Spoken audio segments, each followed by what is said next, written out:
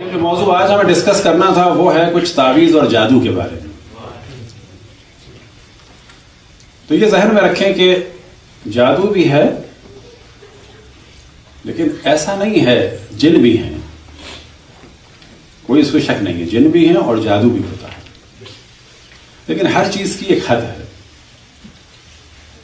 لہذا جو بھی جن کی بات کرتا ہے اور کہتا ہے جن کے ذریعے سے مسئلہ حل کرائیں گے, تو میں ہمیشہ کہتا ہوں کہ بابا جن سے کہو کہ یہ بڑی ڈائمنڈ کی کان میں سے کوئی بڑے بڑے لا دے ڈائمنڈ, اس کے بعد تم کو بھی آزاد کر دیں گے, تم ہمیں آزاد کرو ہم تمہیں آزاد کریں.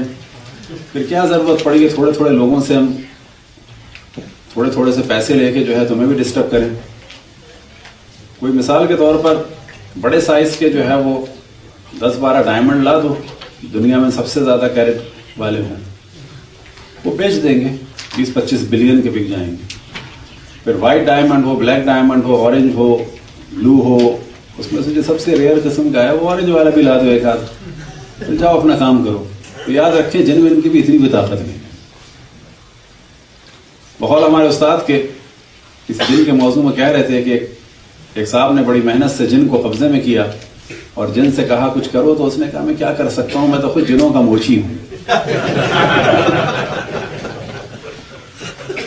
تو ہمارے بعض اساتذہ فرماتے تھے کہ جنوں کو قابو کرنے کے بجائے اپنے آپ کو اللہ کے قابو میں دے دو.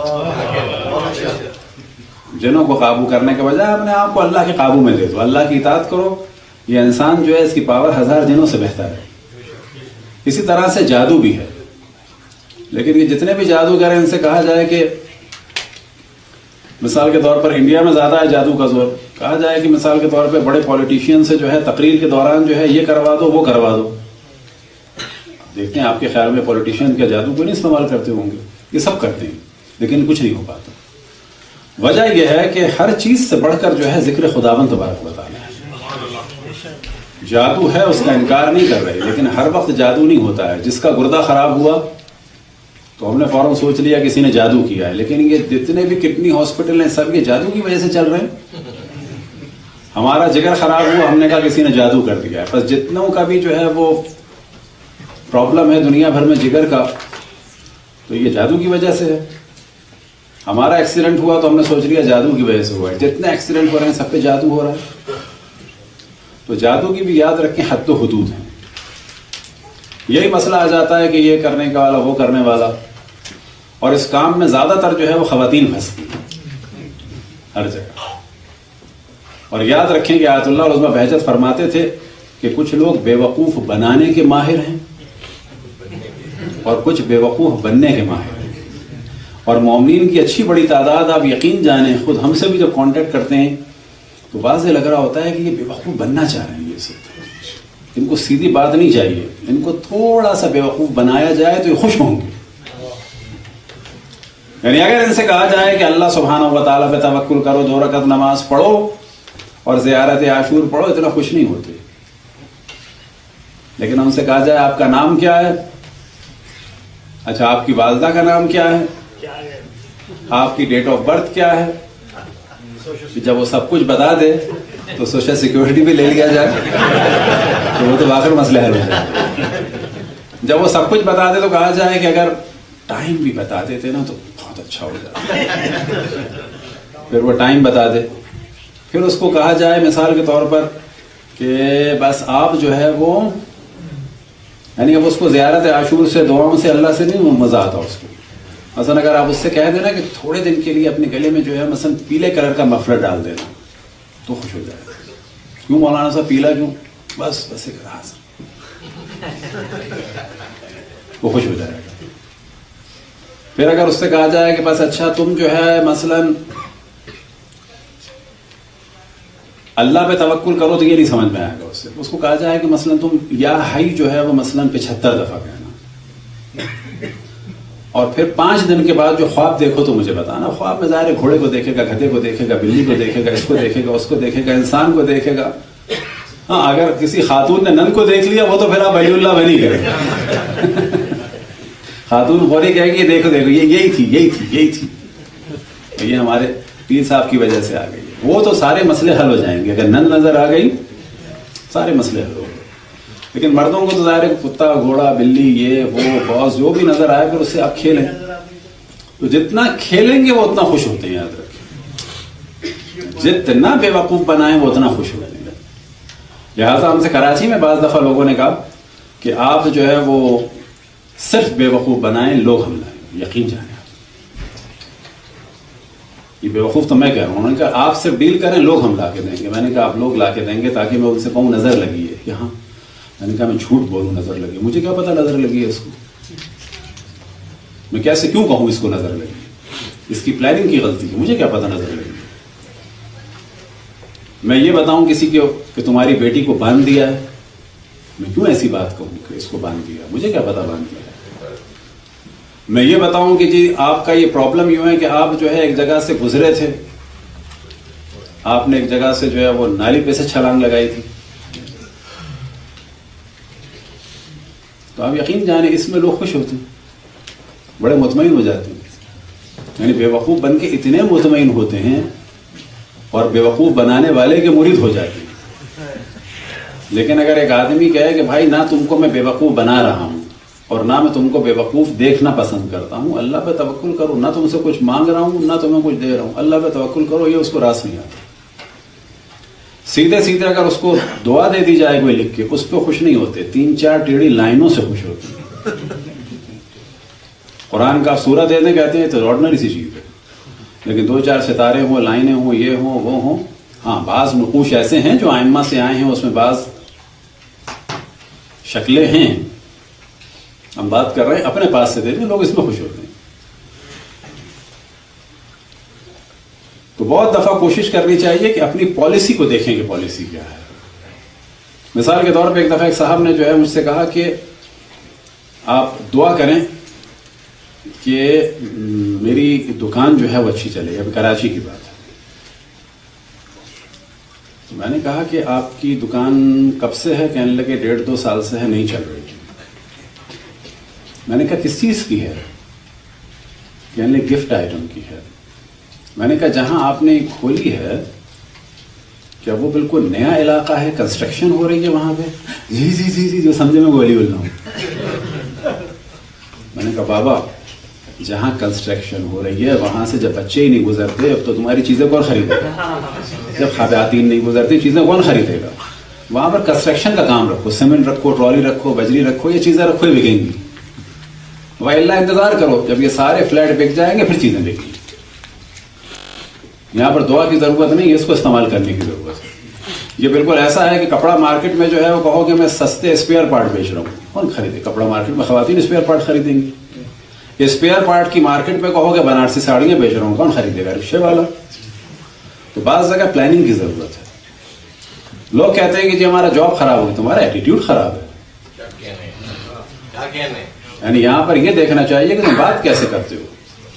ایک آدھ صاحب کا پرابلم تھا، اب یقین جانے میں نے محسوس کیا کہ ان کا سارا پرابلم جو ہے ان کا وے آف ٹاکنگ ہے، کوئی مسئلہ نہیں ہے. کیونکہ جب وہ کسی کو کنونس کرنے کے لیے آتے تھے جتنا گھور کے کرتے تھے، میں نے کہا تو واقعی میں ڈر گیا تو تمہارا تو باس ڈر جاتا ہو. یہ تو طریقہ نہیں ہے گفتگو کا کوئی. یہاں پر بھی دعا کی ضرورت نہیں ہے، اپنے آپ کو دیکھنے کی ضرورت ہے. لیکن اگر کسی کو کوئی چیز ہو بھی جائے اور پھر یہ گھر میں جو چیزیں ہوتی ہیں اس کے لیے جو ہے یقین جانے زبان کو حرکت دینے کی ضرورت نہیں ہے، زبان کو بند کرنے کی ضرورت ہے. بہت سارے مسائل جو ہیں وہ اس کی وجہ سے. سب سے جو ہمارے جسم میں خطرناک پارٹ ہے آپ جانتے ہیں کون سا ہے؟ سب سے خطرناک پارٹ جس میں سب سے زیادہ گناہ اس کے ذریعے سے ہوتے ہیں، سب سے خطرناک گناہ اس کے ذریعے سے ہوتے ہیں. باقی جسم کے کسی بھی حصے سے اتنے خطرناک گناہ نہیں ہوتے جتنے اس سے ہوتے ہیں. جو سب سے گناہ کرنے کے اعتبار سے سب سے سافٹ ہے وہ ہے زبان، اور ساری بربادیاں جو ہیں وہ اسی زبان سے. اب جادو کے اعتبار سے توجہ دلائیں، تعویذ کے اعتبار سے بسم اللہ الرحمن الرحیم لکھیں اور معصومین کا نام اپنے ہاتھ سے لکھیں، اس سے بہتر کوئی چیز نہیں. باقی قرآن کی دعائیں مفاتی میں جو کچھ ہے لکھیں. آیت اللہ العظمیٰ مرزا قمی کی جن کا تقریباً 200 شاید 15 سال پہلے آج سے انتقال ہوا ہے اور وہ بڑے علماء اور مراجع میں سے تھے. تو یہ شوبدے بازیاں اور یہ تھوڑی بہت ہی جادو کی چیزیں ہوتی ہیں یاد رکھیں. تو وہ ایک دن کھانا کھا رہے تھے کسی محفل میں، تو جو انہوں نے اس طرح سے روٹی کے لیے ہاتھ بڑھایا تو وہ روٹی نکل گئی. اور وہ سمجھ گئے کہ کوئی اس قسم کے شیطانی کام کر رہا ہے. بعد میں آغا مرزا امی نے اس طرح سے اوپر دیکھا کچھ پڑا, اس کے بعد روٹی کی جانب ہاتھ بڑھایا اور کھانا کھایا. 1-2 دن کے بعد ایک آدمی آیا اور کہا کہ میں ملنا چاہتا ہوں. بعد میں ان سے ملاقات کی اور ملاقات کے بعد کہتا ہے کہ آپ بتائیے آپ نے جادو کہاں سے سیکھا ہے؟ کیا مڑا؟ کہنے لگا میں نے کیا تھا, وہ کام میں نے کیا تھا. تو انہوں نے پہلے تو تنبیہ کی کہ گناہ ہے سب کچھ کرنا. اب اس میں بعض دفعہ شیطانی کام بھی آتے ہیں, یاد رکھیں. تو میں تو گناہ ہے سب کچھ کرنا. کہنے لگے نہیں, میں یہ پوچھنے آیا ہوں آپ نے کہاں سے سیکھا ہے جادو؟ انہوں نے کہا میں نے کوئی جادو وادو نہیں سیکھا. کہا کہ آپ نے کیا کیا تھا اس وقت ایسے دیکھ کے؟ کہا کہ میں نے اس وقت اللہ سبحانہ و تعالیٰ سے دعا کی تھی, یا اللہ تیری بارگاہ میں اگر حضرت فاطمہ کا احترام ہے تو اس کو باطل کر دے.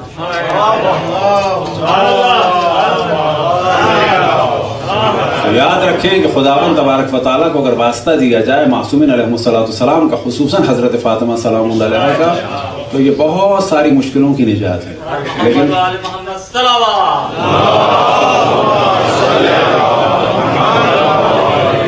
سیدہ طاہرہ بلند تر